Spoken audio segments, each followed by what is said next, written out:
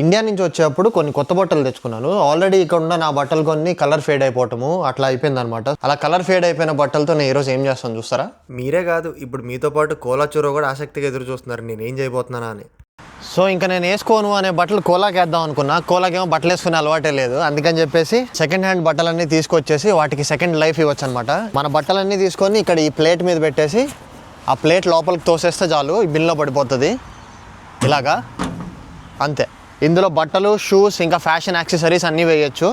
అన్నీ బాగుంటే కనుక చారిటీస్కి పంపిస్తారు, లేకపోతే కనుక రీసైక్లింగ్ ఫ్యాక్టరీస్కి పంపించేసి అక్కడి నుంచి దాని నుంచి కొత్త థ్రెడ్స్, కొత్త ఫ్యాబ్రిక్స్ అన్ని తయారు చేస్తారనమాట. ఆ బట్టలన్నీ కాకుండా నా దగ్గర ఆఫీస్కి వేసుకెళ్ళే వింటర్ ఫార్మల్ కోట్ ఒకటి ఉంది. ఇది బాగా టైట్ అయింది నాకు. ఇది తీసుకెళ్ళి చారిటీకి మనమే డైరెక్ట్గా ఇద్దాము. ఎలా ఇస్తానో చూపిస్తా. ఇంటర్నెట్లో చూస్తే సాల్వోస్ అనే ఆపర్చునిటీ షాప్ ఉంది నాకు దగ్గరలో. ఇలా డొనేషన్ పిన్స్ ఉంటాయి, ఇందులో పెట్టేస్తే సరిపోతుంది. మనం ఆస్ట్రేలియాలో డొనేషన్ ఇంకా రీసైక్లింగ్ ప్రాసెస్ ఇది.